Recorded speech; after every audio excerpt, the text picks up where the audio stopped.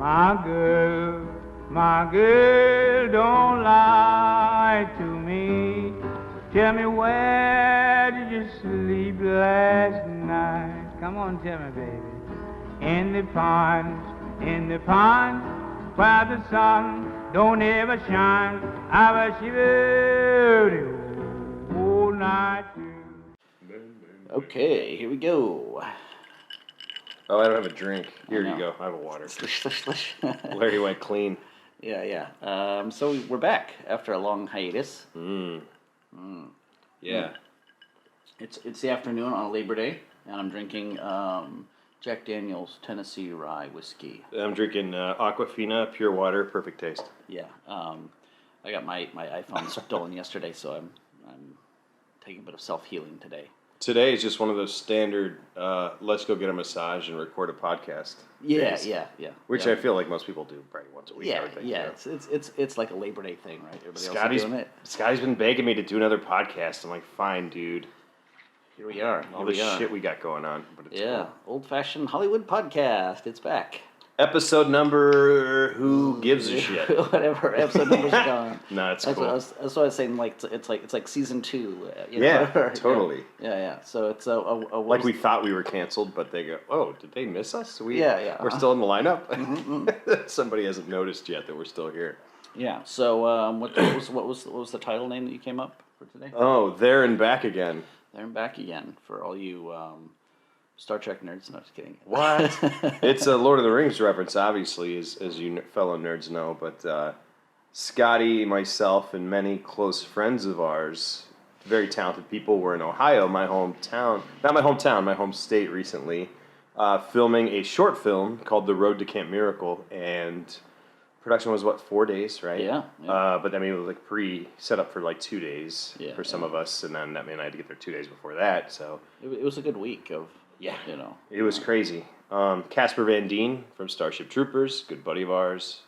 Jen Wanger, Jen Van Dien now, his wife, another good buddy, and Dean Bahar, many others too. But it was surreal. I mean, just having the whole gang out there for the most part. My good buddies, a lot of them, and then having my Ohio friends work side by side with all you guys was just strange for me. It's like when your parents are separated and the cousins from both sides are all fucking hanging out, and you're like, these are supposed to be enemies, or no, not enemies, but different territories for sure. Right. Yeah.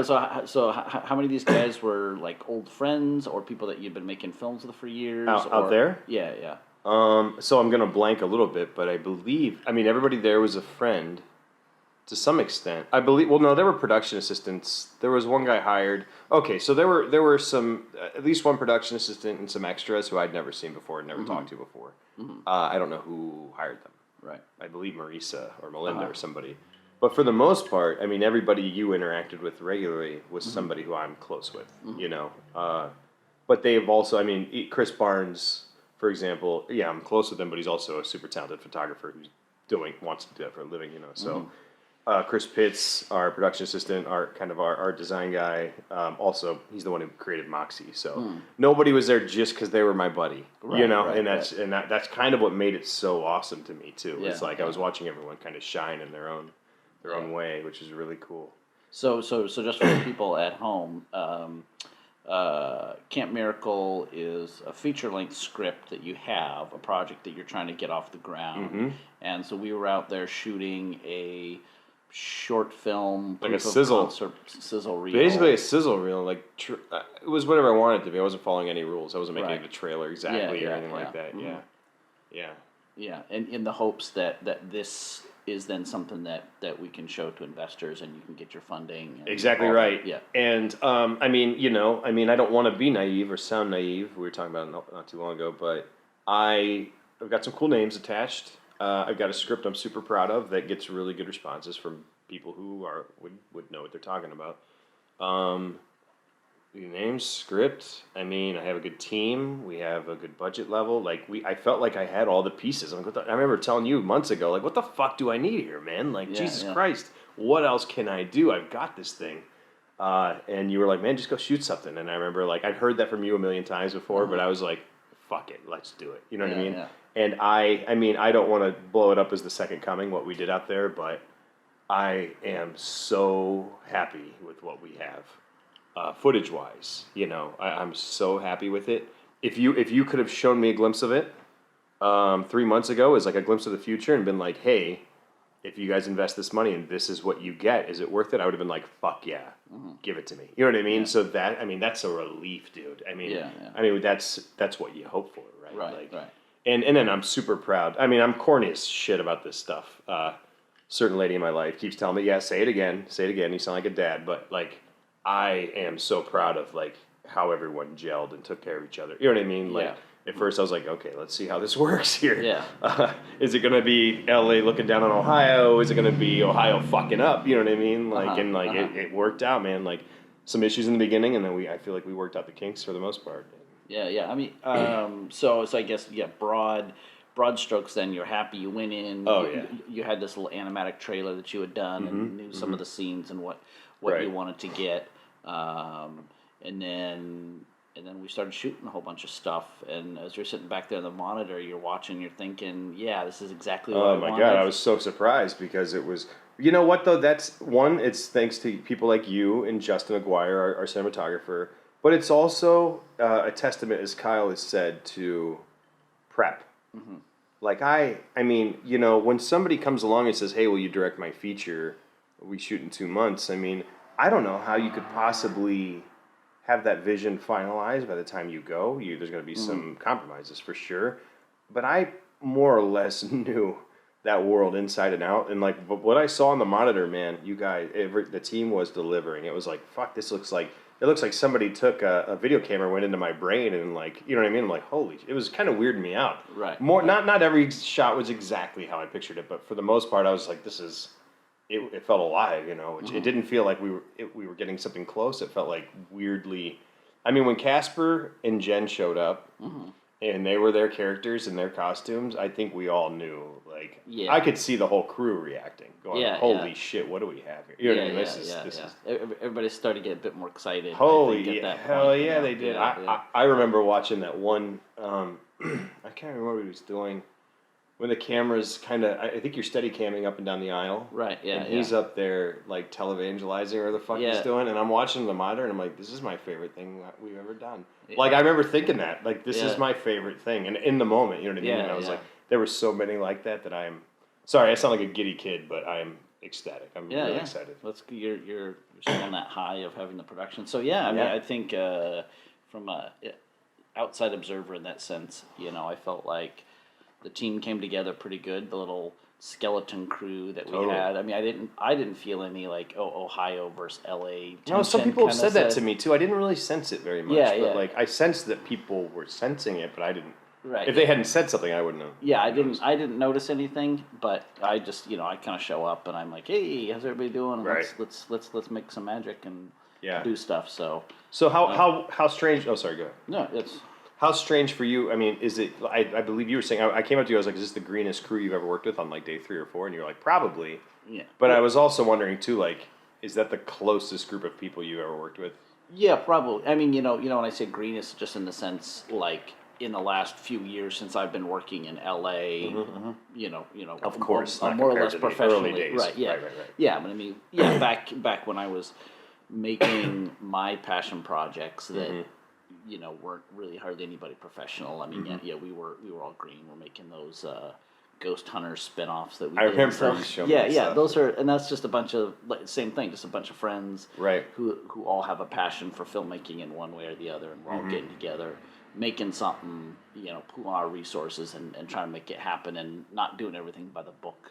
Right. But just shooting in. And I thought this was a good split of doing stuff by the book and also kind of just running, gunning it, and winging it and stuff. It was like guerrilla with some super experienced people. Right. Yeah, like I trusted you and Justin a lot. You know what I mean? And, but then we were also fucking off. Fucking off like goofing around, but like getting weird, like trying new shit. Sure. But like maybe I don't think it would have worked without that level of experience here. Yeah, and sometimes you get too big of a crew and it's hard to do stuff because it's like I compare it to having like a rowboat versus like the Titanic. You know, you got the Titanic and you want to make a sharp left turn. You know, you can't just make a sharp left turn. Yeah. But if you're in a rowboat, yeah, you can make your little sharp left turn and do something. Even it wasn't a bigger crew, but I mean, even having those however many extras that first day. Oh yeah, that was. I mean, how much that slows us down. Yeah, yeah. And that's not a crew being told what to do. That's just placing bodies across the shop. But even still, we're like having to coordinate all that kind of stuff. Yeah, and instead of just going. Just the logistics of that stuff. But yeah, being able to, you know, Justin and I having the freedom to just kind of get shots if we saw something we wanted to shoot or whatever, and not have to be like, oh, you know, you need to get the approval of everybody up and down the line just to shoot a squirrel in a tree or something like that, right? Yeah, totally right. That kind of adds to the adventure of it too. Yeah, yeah. But I mean, I could feel the passion project feel of it, that everybody had the connection to you, and everybody was excited to be on the project because they trusted you as an artist and knew, okay, well, if Larry's doing something, it's going to be good. It's going to be entertaining or something. Like that, it's a crazy mistake on their part, but I'll take it. Yeah. I'll take the bodies. Yeah. No. And I think this is going to be a testament to that. I mean, you know, I when I first watched Brandywine, you know, I didn't think it was the second coming or whatever you call it, right? But I thought it was a good movie. I thought it had heart. It hit all the right beats, and it was a very enjoyable, you know, film to watch that I could tell was shot on a budget. What you look for, at least for me, is like when I think you can tell. It might not be somebody's masterpiece. Like I can watch something with a million weaknesses. I suppose watch my early stuff, and I'm just fuck, god damn, guys. But I feel like you can tell when you're watching somebody's first thing, and I'm thinking of a million examples right now. But like off the top of my head, Peter Jackson's early stuff nobody knows about, which is even a little more bigger budget. Like Meet the Feebles is a bigger budget than the examples we're thinking of. But even when something's super flawed, you can tell when they have like I don't know, like there's something. You know what I mean? Like they've got to get it right, but it's there. And I feel like the one thing I notice is tone, or like creating a world. If they can create a world that has its own feel. Like, and fuck, the sound sucks right there, or the actor missed his mark, or like, but they're learning, like, if they can hold that kind of strange vibe, and kind of pull me out of the one that I live in, and put me into this for an hour, 2 hours, like, then that's when, like, I feel like, okay, this person just needs this person needs some, more experience, more money, more resources, whatever it is. But sometimes, I mean, sadly, sometimes you watch things, as you know, just flat, and it's just not there.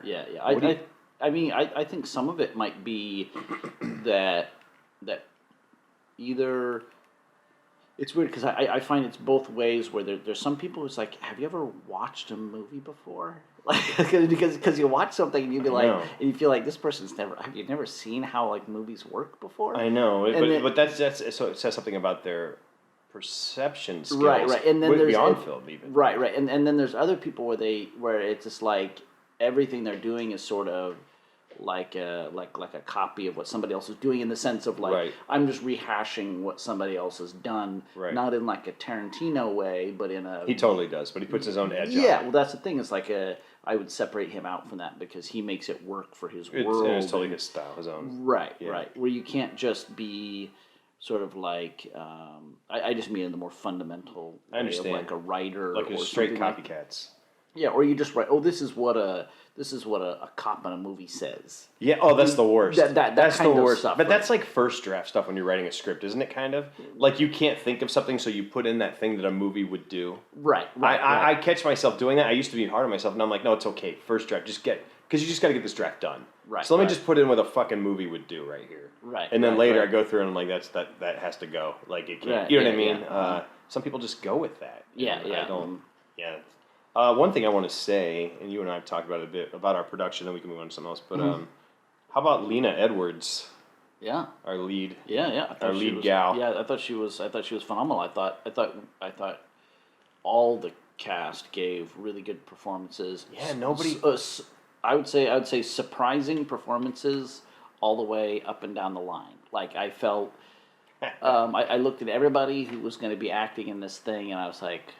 okay, like I was on board with it, and I didn't. I remember you saying, you got a weird fucking cast, man, a while back. Yeah, but in a good way, you were saying. Yeah. Like, I was even worried about you being the part, and I was like, I don't know, because, like, I knew that you're going to be directing, and you'd be distracted. It was way too much, man. And then just also just being the character, like, were you going to be able to give that character something that wasn't just Larry behind some. I know. I was obsessed with that. I know. Clown makeup, and I hopefully I did okay. No. I think you did, and like I said, I was surprised. Like as soon as we were like the first shot we did, you're like on the bus, hanging out the side of the bus with a gun, and that was like crazy. Of like the first real shot that we did after coming back from the horse stuff was like you hanging off the side of a bus with a gun, and the bus the bus going down the road. You know what? And I'm holding the camera. That was one of my favorite things. I was like, look what we're doing, man. Right. Like I got my buddy Scott there, my good buddy Kristen on the bus. I'm like, look what the fuck we're doing right now. Mm-hmm. Like all of us close friends, Yeah. When people were if people don't know, I was directing, producing, and acting. And, like, that's a lot, dude. And, sure, it saved us some money on the short. Like, there's another bigger, more talented actor attached to this part that I did. But if I was walking, I mean, it's no joke. And I don't mean to bitch, but I couldn't take 6 steps without hearing my name yelled from some department. Right. And it was okay. If I seem snappy, it's because in my mind, I was worried. I was like, dude, you can't fuck up on the acting because you're thinking too much about this. Yeah. Or like you have to direct, you can't be worried about where the fuck this actor's supposed to sign their paperwork or you know what I mean? Like that's where my head was just going like 1, 2, 3 through the 3 jobs. 1, 2, 3, it's like raising 3 kids, like don't neglect any of them. You have to give them all full love. And somebody's like, "Hey Larry, can you take a look at this?" And it'd be something I'm like, I don't fucking, that's not like my call, you know what I mean? Right. I don't know, I would like kind of pass, if it was something artistic, I didn't want it to move on without me, like, I did want to see makeup. I wanted to get last looks on makeup. I wanted to get last looks on a lot of things, but man, I was fucking losing my mind. I was losing my shit. Yeah. And I think in the end, I thought Lena gave a really powerful, surprising performance. I thought your performance was good. Thanks. Dean was incredibly funny. Come on, man. He like studied clowns, dude. Yeah. Like he went full clown. Yeah, and he was great. Yeah, and it was I didn't recognize Dean under the makeup. No, I was looking at the edit yesterday, and I froze a frame of him running from the shed, and his mouth's gaping open like a clown, and his face looks terrified. He's got these big white gloves, and I was like, "Who the fuck is that guy, dude? That doesn't even look like our buddy, Right? Yeah. How about Casper and Jen? And Casper and Jen, it was like they had stepped off of a plane from another world. They're great. That was Grand Slam material. I was just like, well, my friends all showed up to back me up here, so I've got what I need. But sorry, we say Lena, and then we come back and forth, and we kind of get off track. But regarding Lena, she was the no-name who I cast, kind of like a new face from Cleveland, Ohio. And just being honest, I mean, she knows that there was... I always felt there was something there. She was just super green. I just always liked her. I just felt it felt right to me. And I know you liked her too. But there was, and nobody personally didn't like her, but like there was a lot of back and forth on that. And like I just felt like in my gut, I was just like, it just feels like that's Lydia to me. And people are telling me, no, it's not. And I'm like, I think it is. You know what I mean? And everyone was kind of like, well, if you feel that way, then it is. And like, of course that, I mean, once she did her first scene, it was just like, oh, fuck, dude. Like, I think everybody knew. Fucking killing it. Yeah. I mean, and it's I think she carries it. Yeah, and that's the thing is that part that has to carry the film. It has to be somebody that you immediately look at and sympathize with, and you want to know what she's thinking. You want to know what she's gonna do. She's cool, but she's vulnerable. Like doing both of those is hard. You know what I mean? And I kept telling her, I was like, kid, I'm like so proud of you. You are crushing this right now. Yeah.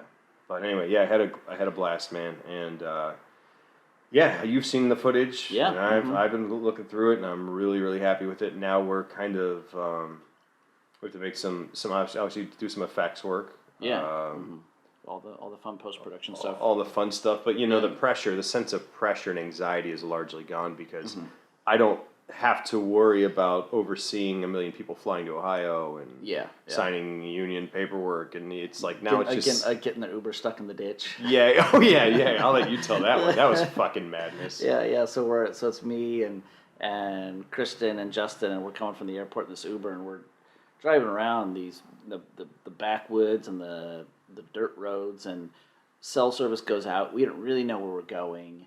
It really is the backwoods too. Yeah, I mean, yeah. It's a dirt road. Yeah, yeah. So we passed the location, not realizing that we had passed it, and we're looking for addresses, and we're like, "Oh, is this going to be marked? Is it going to be unmarked?" I mean, I'm thinking I'm going to see a big sign that says "Camp something something." No. It's a little gate in the dark. Yeah, yeah. And so we get the driver to go up this little gravel driveway to see if maybe this is it, and it turns out it's a bunch of mobile homes. We're like, all right, that's not it. So we go to back out, and he's got the backup camera and everything, and I guess he just wasn't paying attention or something, and the back driver wheel like slid down into the drainage ditch that runs along the side of the road.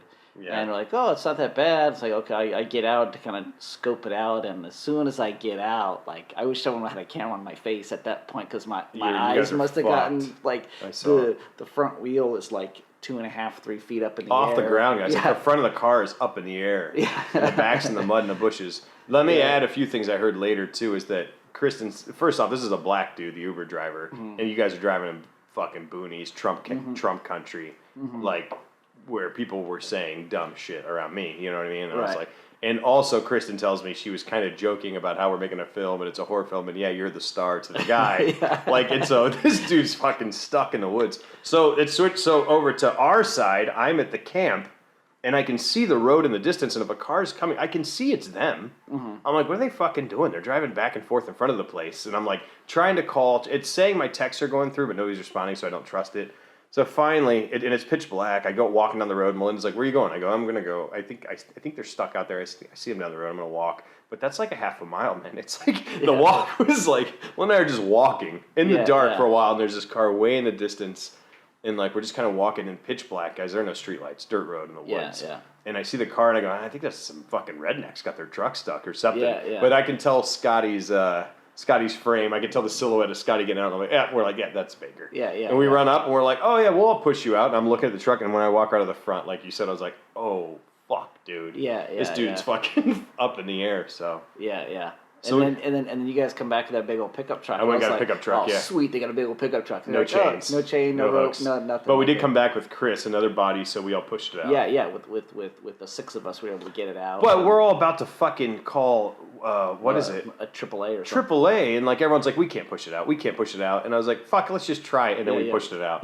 I'm like, think of the hours we would have lost if we hadn't just given it a stupid shot. You know what I mean? Right. Yeah. Well, it's funny because one of the guys who lived there at the thing comes walking down. Some old redneck comes down. And I was like, oh, cool, maybe this guy's going to offer to give us a hand or something. He's like, my daughter's got to drive out here an hour. You think you guys will be gone by then? Welcome to the sweet Midwest. Right. So but charming. Everybody else we met out there was nice and charming, and we talked about the Ohio versus LA, and there is I mean, I know obviously you know more than I do. I get it all the time. But I saw a little bit of it. We went to the restaurant and they had the MAGA hats in the restaurant, and some comments when you first introduced us to Bob or somebody was like, oh, from Hollywood, should I bow down to you? Yeah, they say things like that. Should I bow down? And then one guy was avoiding black people. I won't say who, and then. I mean, I heard a million things. Yeah, I heard a restaurant owner say the same thing. Oh, you must be feeling pretty high and mighty there, California. You know what I mean? You're just like, what the fuck? Where did they get this shit? Right. And I think it's conservative media. I mean, it's Fox News. For sure. The liberals, the gays, the Mexicans, they're so weird. We don't need them, But how about the ladies? Just, I mean, First off, some of these people were great to us. Yeah. So I feel torn. It's because so I don't want to roast anyone, but being told that we're the devil's playground and that Ohio's all about family and values, and I'm just like, man, I was like, some of my friends are standing right here, like he's from Hollywood. I met her in LA. She's from Oxnard. You know what I mean? Like, they're my buddies. What are you talking about? And then someone had brought up, but there's a lot of crime and drugs here in Ohio because of the opioids and meth and stuff like that. It's really bad. Oh yeah, there is. Oh, well, we do have that, but we go to church too. Like, what the fuck are you talking about? It's just a strange thing. I mean, I do get it here. I was with a client maybe about a month ago, and he's like, "Where'd you move from?" And I said, "Ohio." And he said, "Oh, Ohio. Well, that's an upgrade, isn't it?" saying like, "You sure upgraded," but that's not like super barbed. That's not an actual commentary. You know what I mean? Yeah. And then my coworkers made me laugh on Friday. They were like, "How are you paying your crew out there in corn?" My Latino coworkers. And I laughed pretty hard at that, actually. But it's not as barbed, though, because there's no political... Yeah, it's just fun, because it's an agriculture center, and so they're not making fun of the people. They don't think that you literally are ruining the country if you're from Ohio. You know what I mean? Right. A lot of people... And first off, we're generalizing Ohio because I'm from Northeast Ohio, which is not where we were. Right. We were in the fucking woods. Yeah. You know what I mean? Well, it's like, we said if California slid off from the ocean, no one would care. I hear it all the time. I hear that. I cannot believe how many times I hear that now when I go home, and I'm like, somebody. It's just like a line. I think. I always think of Fox News, but I think it's bigger than that now. I think there's more. There's too many. There's too many. Well, it's the. I mean, there's always been the sort of country boy versus city boy. Country versus city. Like that's always, and I think it's largely an extension of that, and then like you're saying, it's like people who don't get out and stuff. I mean, I grew up in the suburbs where there was a moderate amount of the sort of like international metropolitan sort of thing of like, you have people from it's sort of a different places. Suburbs can be small town and metropolitan. Right, and this was suburbs, Northern California, Sonoma County. There was a pretty good mix of it was mostly white, but there was a lot of Mexican, which you hated, from working in the vineyards. That was a big thing. There was black and Asian families, and people from all over. But then coming to LA, it's like you can't. You go out your door and you meet 20 people from all over the world. I noticed the difference being at LAX versus being at the airport there. Oh, sure. But there are a lot of black people in Cleveland. Sure. White people and black people. I didn't know there was somebody here. Yeah. Oh, well, there is. White people and black people both. Yeah. But here it's completely diverse. Yeah. Like Armenians, Ethiopians, everything. Yeah, and it's everywhere you go, every job, everything you do, it's that multicultural mix, and everybody's dealing with that all the time, and so you learn. It's not about tolerating, but it's about like you learn to incorporate that into who you are as a person. You become tolerant by accident, dude. You're not even thinking about it. You just get used to. Well, you are just as much the foreigner and the stranger as everybody else. It's like this is nobody's. It's almost like the ultimate egalitarian kind of sense. It's like it's not like L.A. is a white city that's been overtaken by. But people sadly think that sometimes. But it's such a mix of everybody that like, hey, this is everybody's place, and you're at home as much as you are a guest. It's still important for me to clarify, even though I already have, that like obviously not all of Ohio is racist. Like of course, like I think of all my best buddies right now going, what the fuck? That's not us, and it's true. Right. Yeah. But also by the same token, here in LA, I do know many Latinos who, especially their parents, don't like black people. Yeah. And I know when you go south down by the docks, by like Hermosa Beach, and down there you find some old white money that says some really scary shit too. Northern California, like No, we're not like overgeneralizing, but just in general, city versus rural areas is what it is. You know? Well, it's an interesting mix, and us being out here in LA and having that city life, and then going back to Ohio and shooting a thing. I know it was for some members of our team, it was a bit intense. So to clarify, I forgot about this, but initially I'm told that we have access to this whole camp, which is great, like plumbing, showers, everything. I'm like, cool.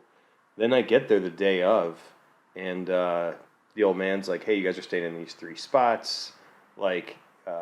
And I'm like, oh, okay, all right. He's like, you got a porta potty here. I just cleaned it. I'm like, okay. Like, I'm still not understanding. He's saying there's no toilet. Right. And I'm like, all right, cool. And he goes, if you have to shower, he goes, honestly, Tommy and the boys just jump in the lake here, the bar of soap. And I'm like, okay, I'm not going to do that. What are you talking about? But I'm just like, okay. And then, like, it started to kind of sink in, like, wait a minute. What about over there where all this stuff is? You know what I mean? So the next morning, like, I get up before everybody, and I'm like, okay, I'm fucking, like, in fire call mode. Because I've talked to Tommy, and I found out we don't have showers, we don't have anything, toilets, and like I have people coming in that are like you have to take care of them. You know what I mean? Even if they're my friends, you have to take care of them. And, people from California coming in to poop in the woods in a house, you know what I mean? Like, what? So I'm, like, really panicking because I think, like, this can't be okay. Because I'm thinking even, like, Casper, like, you can't, it's not that they're going to give me a hard time. It's just you can't do this. Right. This isn't okay. Right. And I'm really freaking out. And so many locals, it wasn't like I was calling everybody going, hey, can I have a toilet? But I was, like, talking to other locations, and they were like, hey, what's the situation there? And I tell them, they'd be like, okay, you guys can come stay at our camp. I got that offer from like 3 or 4 locations. Oh, nice. And finally I walked up to the old man and I was like, hey, I got to take everyone somewhere else for showers every morning. He goes, don't do that. Everyone can use the shower downstairs. Yeah. And I was like, thank you so much. Like, that was huge. Yeah. But we did have a porta potty, right? Yeah. But the thing is, it's a porta potty nobody uses. It sits in the middle of nowhere. Yeah, no, it was clean. And he has it cleaned for us. Yeah. Well, I've been on, I can't tell you the number of sets I've been on where you're on set and they've got a porta potty because we're in some location and that's what you're using, Once we had shower, I was cool. Yeah. So I was like, okay, that's all. Like, give me this fucking shower. A place to wash my woods. hands. I'm good. Right. At the How many before lunch or whatever. So one of our friends, I won't say her name. She knows who she is. I love her to death. God, what a wuss when it comes to hardship, dude.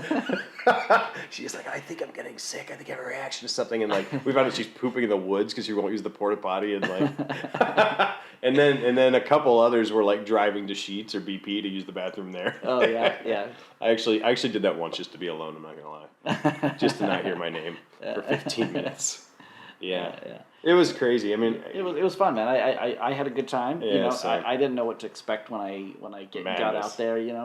But I've been in a lot of productions and stuff like that where I didn't know what to expect, and I just show up and I've been in the Peace Corps. I've traveled all around the world, so Cambodia, China. I mean, you've killed men with your bare hands. Yeah, right. So I know Peace Corps. Yeah. In the name of peace, not for no reason. Yeah. So I've dealt with extreme situations and like pit toilets where it's just like a hole in the ground and you just squat over it. That's like. I never understand why any man would go into the porta potty to pee when we're in the woods. I never understood that. No, they don't. They just use. Okay. Yeah. Because I'm just like, why? Let's just stay. I wouldn't even. That thing's useless unless you just shit, right? Yeah. But Just going there to be alone. But I had a good time and I was happy with the footage that we got and. I think that's something special, and can't wait to show it to the world. So as we figure out our next steps, how's Fifth Passenger coming along regarding I almost said like an email regarding distribution. Yeah, it's good, man. I mean, it's out. If you're listening to this, you can go to Amazon Prime right now, and at least in the United States, you can watch the film Fifth Passenger on Amazon Prime. And that's been a tough thing for us. I feel like Epic Pictures, who's our distributor, did a really good job domestically for us. We got a Sorry, I had to ask. I was scared. I said something stupid, and I was hoping that wasn't the person. It's not. Okay. We got really good distribution domestically. We had a short theatrical run. We were in Redbox. We were on all the VOD platforms, everything like that. Eventually Amazon and Amazon Prime now.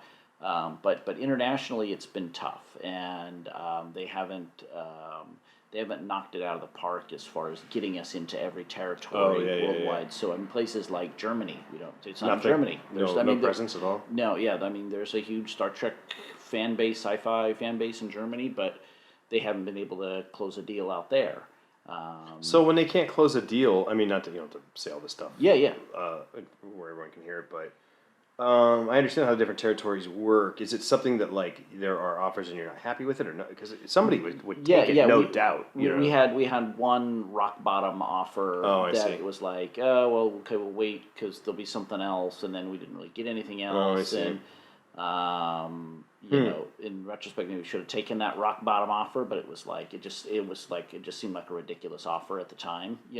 Yeah, so if anybody doesn't remember, he's got Tim Russ, I'm reading the poster, Marina Sirtis, Armin Shimmerman. I know all these faces from Star Trek, dude. Yeah. You know, I'm not a Trekkie, and I know all those guys. I know all them. Yeah, Doug Jones. Doug Jones, if you don't know Doug Jones, is from, what's the water one? Shape of Water. Shape of Water. I almost say Lady in the Water all the time. But Oh, yeah, much better movie. he's the Gill man. He's in Hellboy. Yeah, Hellboy. No, he's Pan in Pan's Labyrinth. Pan's Labyrinth. Yeah. So, I mean, we got an amazing cast, and you know what I think is a pretty good movie. It's definitely gotten mixed reviews. So I think we had a whole episode about that. I remember that. Yeah, you guys got beat up a little bit. but still a lot of people like the film, and should have had an all-female cast, an all-female crew, dude. Yeah, right. Missed the boat on that one. Right. But just say you're trans. But it's out there, and money's coming in, from the sales that we've gotten. But it's still been kind of a struggle to get it into all the other territories and get it worldwide. And that's the thing. I mean, we could flip a switch and it could be in Amazon in Germany, but that's without German dub and German subtitles. So it doesn't count. Almost useless. I mean, we would have to pay for the money ourselves to get it dubbed and all that, and then that's a whole nother thing. So we're sort of trying to figure out what that's going to be. Talking with Epic, they say hold out, and deals will happen. Sometimes different people come on and they want, they're just looking for content, and the film will get out there. And so how long has it been out for? I want to say 9 months, 10 months. It's been a year now. Yeah, it's been over a year. Yeah, so it's it's been good and bad. I mean, I think when I look back on when I was putting the film together, what were my major goals? Obviously, goal number one was just make the movie. Get the fucking ship to harbor. Right, yeah. Just get it to port, dude. Yeah. Make the best film that I could make with the resources I had available. Right. And then the second goal was to get the film seen by as many people as possible. Mm-hmm. And then after that, it's like try to make your money back on the movie. I mean, obviously, we had some investors come in, and it'd be great to at least get them back the money they spent. We're already getting them some of the money back. It would be great if the film broke even and made a profit, and we're still on that track, and we'll see what happens.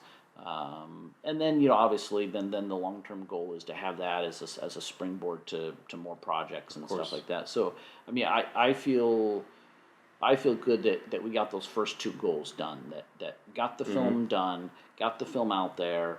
A lot of people saw the movie. And it's making some money back, and I'm working on other projects and talking to people about what's next. Right. Do you feel like production wise, when we were on the set of The Road to Camp Miracle, one of the things that was big to me was no matter how tired we were or how pressed for time, I didn't want to compromise. Mm-hmm. Do you feel like your hand was forced sometimes? I remember you talking about this when you were making it. Was it just sometimes like we gotta fucking go? Do you feel like that? I can't think of any examples exactly from your film, but I'm saying, was that something you wrestled with on yours? Yeah, I mean, because when we're dealing with limited resources, that's a thing, and that can fucking trip us up. Bad. Yeah. I felt like the biggest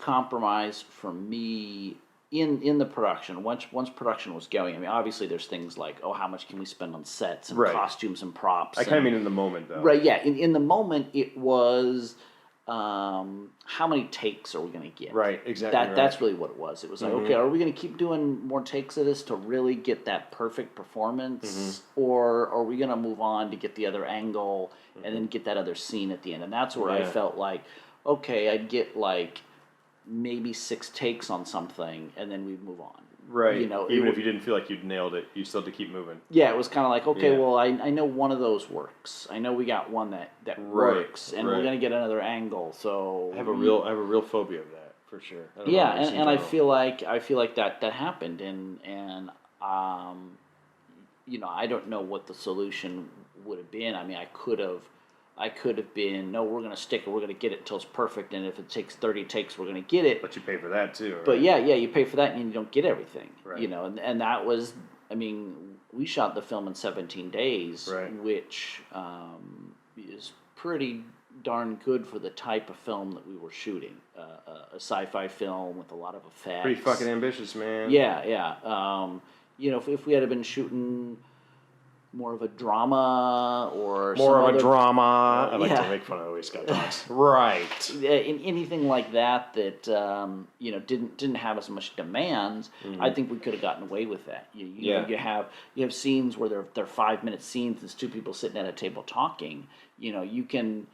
That's not a lot of setup. Well, yeah, you can spend a lot more time finessing the performances when you're not worried about okay, now we got to have someone running down a hallway and there's an explosion and the lights change, and then the smoke machine, and then there's a green screen, and there's all these other things. You're cursed. Yeah. By your own fandom because you love a genre that's so ambitious to fucking create in. Yeah. I'm sure. I think that's maybe part of it. When Road to Camp Miracle was done, I said to my team, I said to two of them, maybe yesterday or 2 days ago, I was like, I don't think that we four are capable of producing a feature film without more experienced producers, straight up. Yeah. But I think we four could produce 30-something. Right. You know what I mean? Mm-hmm. Something that doesn't have so much fucking going on all at once. Right. Well, I mean, it's tough to say exactly because you and Melinda and Kyle weren't just producing. We're doing many things. They were also doing the UPM unit production manager, production coordinator, second ACs. I mean, a producer isn't writing up a call sheet in a properly structured, funded on 30-something they can, but not on an escape. Right, and that's the thing. It's like all up and down the line, you were working with a skeleton crew. Mm-hmm. Justin and I were all of the camera crew and the G&E crew, except for an occasional PA or someone that we Kyle were able to rope. Unofficially, but not really. I don't think it was necessary. Yeah. In the same sense, you've got Kyle and Melinda producing the film, but they're also doing the work of the unit production manager, the production coordinator, and they want to be involved with art direction. Yeah. Hey, if I can, I want to help with the art stuff. I'm like, okay, but fuck. Yeah. So they're doing more than just producing. But if you put them in a position where they are really the ones producing the film, and they hire a unit production manager and a production coordinator and a second AD and a first AD and all that kind of stuff, and those jobs are done by other people. There's no reason why they couldn't do that, because then they're delegating those jobs, and that's just what it comes down to when you're on a skeleton crew what we were doing is, we all wore multiple hats. Yeah. But I mean, that's the story. That's how it goes. And there's not a lot of delegation going on. Right. But really. It just all roads led back to Larry. I think you had a question. Oh, for sure. Yeah. But to wrap up what I was saying about Fifth Passenger, I think it's been going well as distribution goes. It's tough. This day and age with how films are shown. You have Netflix and you have all these other streaming platforms, and there's so much pirating going on. It's a tough world for an indie film to break through. There's so much content being made. Any film that just gets out there and gets distribution is kind of a win and gets seen by people. Of course. For sure. Yeah, I mean, obviously, if you can have distribution, some kind of distribution plan in place for what you're going to do, that's great.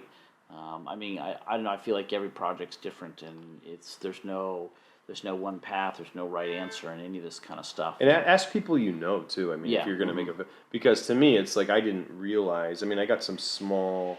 No knock on them. I mean, I like them, but I got some small distribution companies that gave me letters of intent.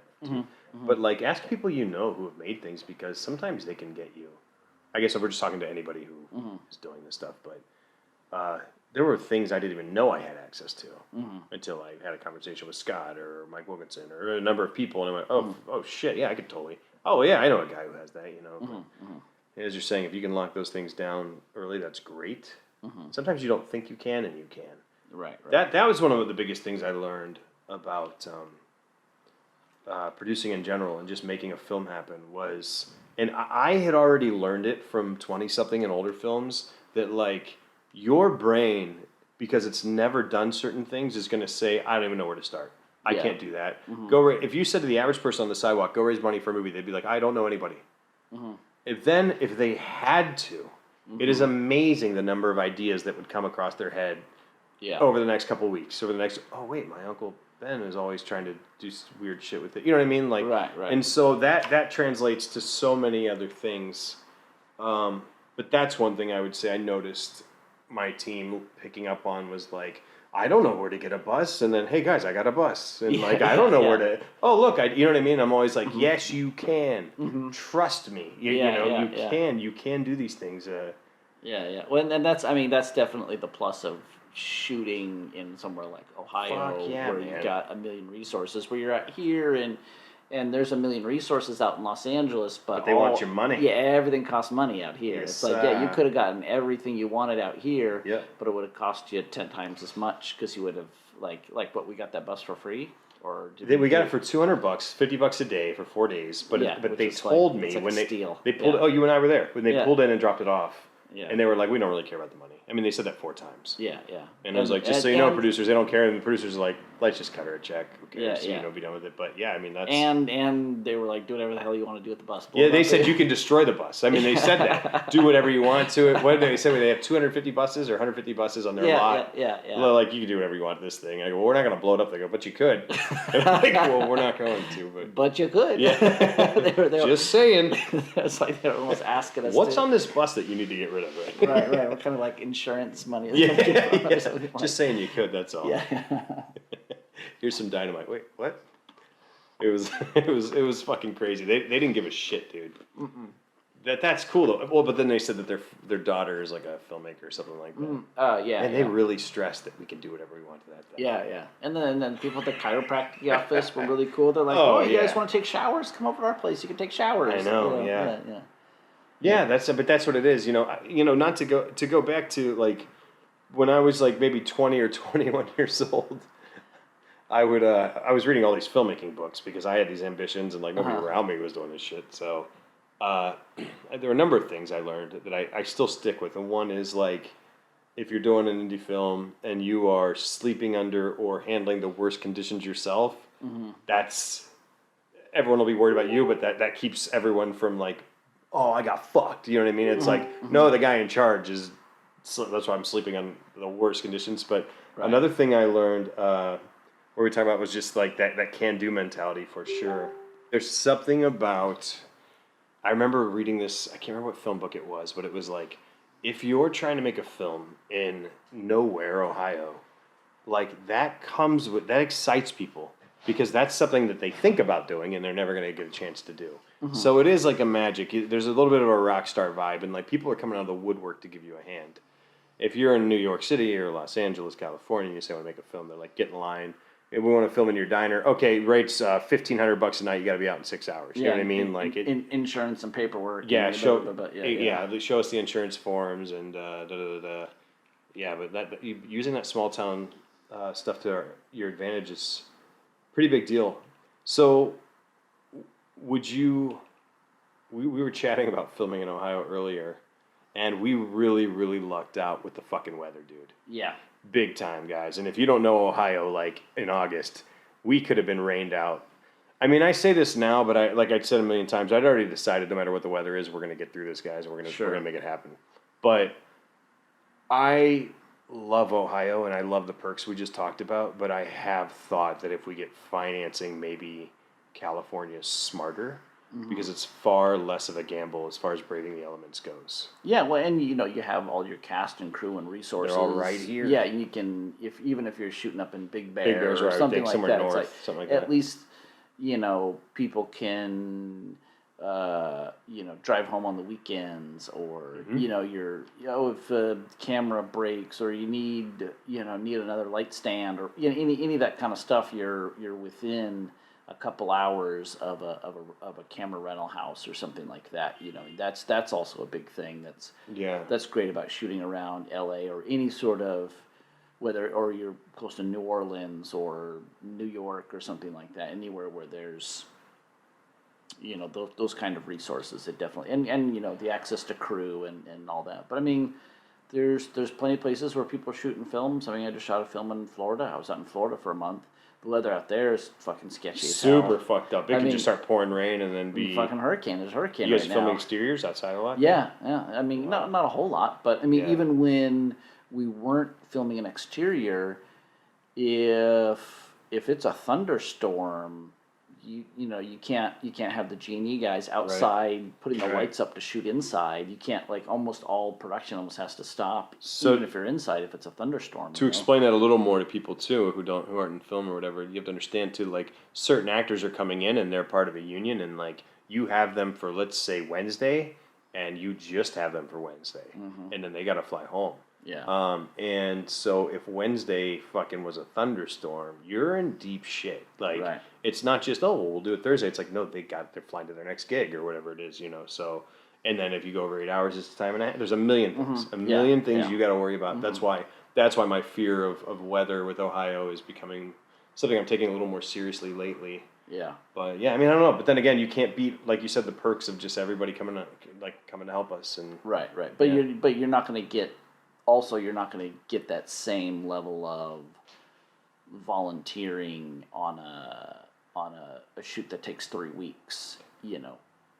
Well, that's what you think anyway. Well, I mean, because it, like, I mean, you have to pay people, but yeah, that's what I'm saying. Like, there's a different level. Like, we're gonna come out you still for a take care of couple people, but you'll days. get taken good care of still. Right.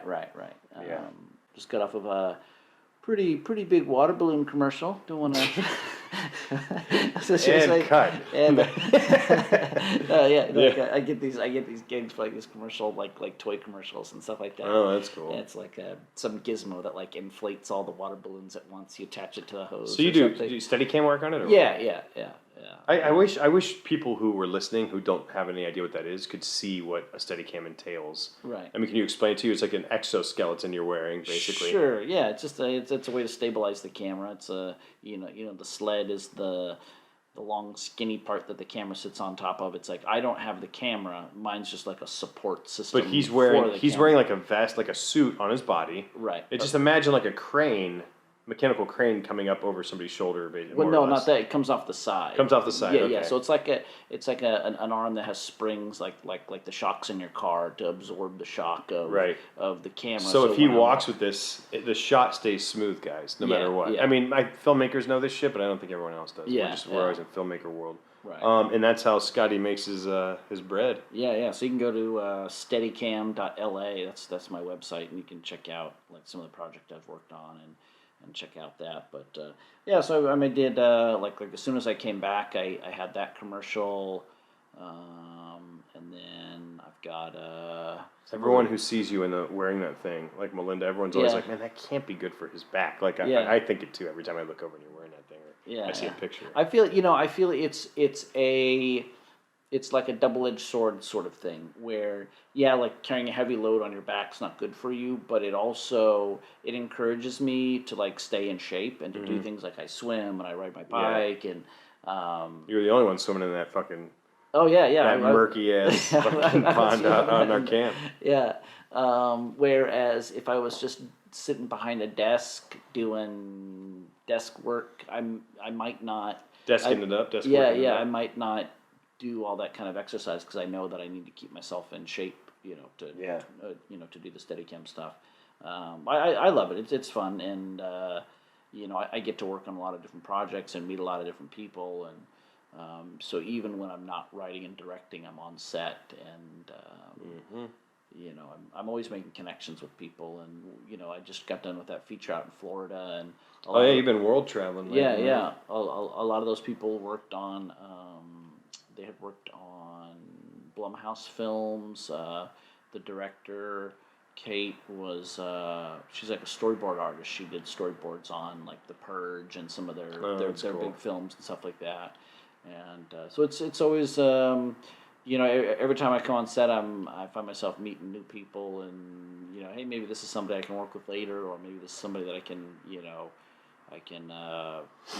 pitch a project with, or something like that. Totally. I mean, it's about making friends with people, and making connections and relationships. I love being on set, and people like working with me, and they bring me on over and over again because I have a good attitude, because I love what I do, because I feel so fortunate to be doing this. Like I would say that I feel blessed, but that's not that's not my my worldview. But I feel like I put in hard work, and I have a positive attitude and I'm good at what I do, so I get more work that way. But there's You also sleep your way to the top of every project for the most part. there's that too. He throws his body around like it has no worth. Yeah. It's sad, but he gets what he wants. Yeah. It's sad to watch. Hard to watch as a friend. Just the way these producers abuse him. Yeah, literally. Scotty, you could write a tell-all one day. Yeah. All the never mind, I'm in trouble. Yeah, thanks, I. Yeah. But so that was another exciting episode. Was it? Yeah, I think so. Huh. And cool, if man. you see my iPhone anywhere, it was stolen on the subway, and so. Yeah, keep an eye out for his phone, everyone. Yeah, I know. If you see an iPhone in LA, even if it looks like it belongs to somebody, it's probably the stolen one. You should take it from them. Run it back to us real and quick. send it to me because I need it. I think we should try to do more of these more often. Sure. I think we need to do that. I think there's. We're just busy fellas, man. Right. But I'm happy Make to. time, Let's have somebody pop in with us next time. Too. Yeah. I think we should. Yeah, I can think of some people for sure. Yeah. Well, cool, man. All right. Thanks for having me. Yeah. Send us your questions, comments, or concerns. Yeah, keep them to yourself. Yeah, or that. So until next time. I'm Larry. Yeah, I'm Scott. And this has been another old-fashioned Hollywood podcast. It's been a day.